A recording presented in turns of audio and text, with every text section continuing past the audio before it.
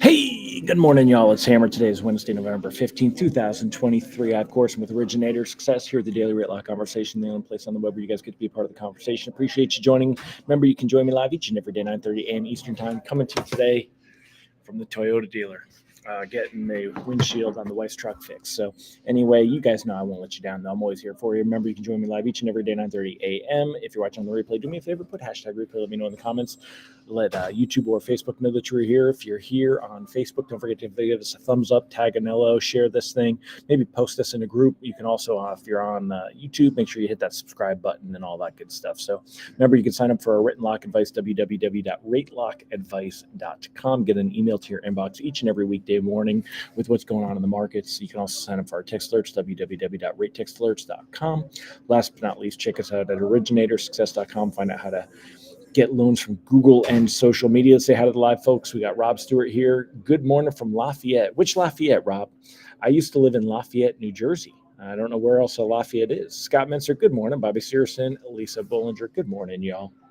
I can tell I'm a little bit late this morning because got a lot less people on. But anyway, let's go. I'm going to just jump right over to the screens, show y'all what's going on. That's what you really want to know, and we'll go from there. Good morning, Monica. All right, so right now, mortgage bonds down about 27 basis points to start the day. Let's see. I'm going to zoom in. And you can see yesterday, we held those gains yesterday. This is huge. Big move. Again, the reason we're seeing this, it's not just the inflation data itself. It's what the inflation data actually represents here. It's almost a 100% expectation, 99.8%, right?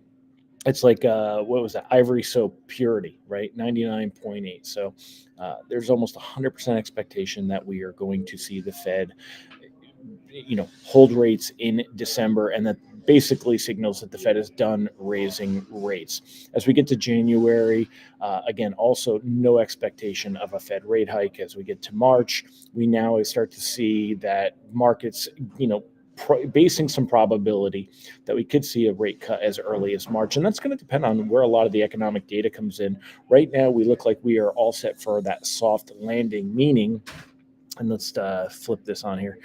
We look like we are all set for that soft landing, which means that the economy is still chugging along, labor market is doing well, and inflation is coming down. However, we're not far away from a true recession. It could happen, right? So if the labor market starts to really weaken, if we see things move more in that direction, I don't know that I want to see a recession. I'm not going to lie. It hurts a lot of people. It would help the mortgage world, but some mortgage rates would improve faster. That could be a problem too, though. Hear me out. If we were to fall into a recession and rates start to drop, consumers have gotten used to the fact that rates are higher. If rates go down a little bit at a time, we're going to see people, continue to buy homes or possibly refinance, but there'll still be a lot of fence sitters. If rates start to go down very quickly, you would think, oh, people are going to jump on that. No, they won't. Because if they see a pattern of rates going down, they're going to want to wait until rates hit the bottom. And what they're going to do is they're going to be like, oh, rates are dropping. I'm going to wait. I think rates are going to go lower, right? They're going to jump on that. So just remember that you heard it here first. If we see rates move lower too fast, it's actually going to make it more difficult to get loans because people are not going to want to buy and then have rates drop, even though you tell them that they can refinance and things like that. Also, we don't want to see that because whether you're a broker or an originator, EPOs, early payoffs, right?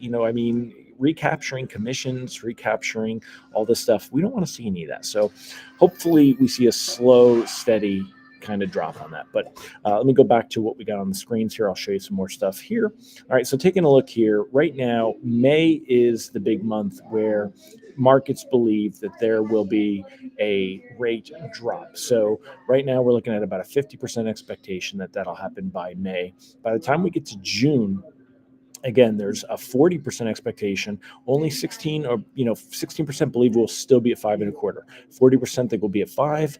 30% believe we'll have already seen at least 2 cuts. And if the Fed cuts, they're going to cut in quarter point increments. They're generally not going to cut bigger than that. Not like when they raised rates and they were jumping in half and 3/4 point increments. They're going to cut in quarter point increments. So that's what markets are currently expecting. As far as some early morning data that came in this morning, retail sales actually came in a little bit lower. This should be good for mortgage bonds. However, mortgage bonds still down 27 basis points on the day. And that's just because, when you move up, we were up 90 something basis points yesterday. But I want you guys to take a look here. We want to watch the technicals.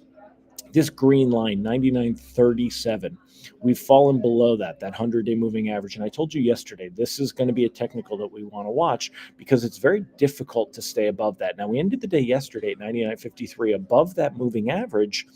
The fact that we're below it today, it would be nice to see a recovery and bring us back up and maybe gain at least 10 or 15 basis points and put us above. We're going to watch the testing of this 100-day moving average on mortgage bonds. It's probably going to come into play for the next few days. We're not likely to see rates drop significantly from here until we see a bigger break through here.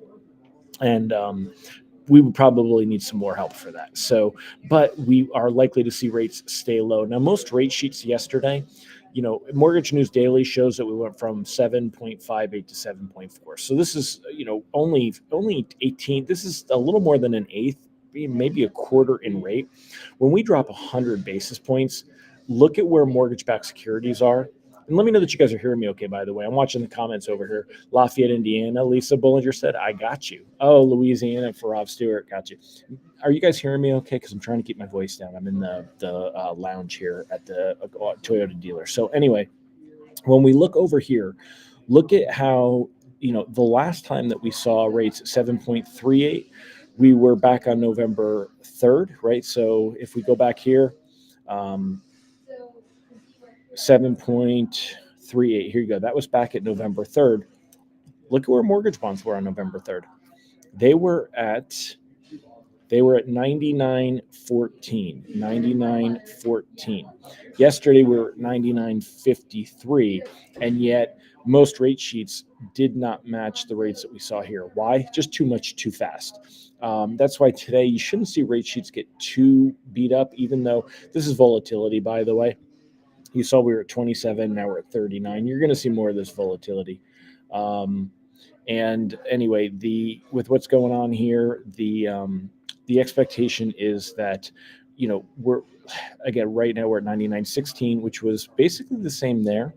99.27 on the 8th. But you saw that even on the 8th, rates didn't really get there. See that? So what you see on bonds doesn't always go directly onto the rate sheet. This is a great low point. It's pretty close to matching the best levels that we had in November so far, earlier in the month, a couple weeks ago. But we're not going to see rates get tremendously lower until we see some more momentum. This 10-year Treasury yield is huge, though. The fact that we broke below this red line, the 50-day moving average, that's a really great thing. Where that's at 4.60 right now, we're at 4.52. So that's some good stuff to watch. But otherwise, retail sales came in a little bit weaker. The producer price index, the inflation, as far as where inflation, it's hard to even see that. Like, nobody's even talking about producer inflation. So let's see if Matt Graham's got a note on it, because I don't even know where producer inflation came. I'm a little off this morning. Big PPI miss. So producer price index 0.0 versus 0.3.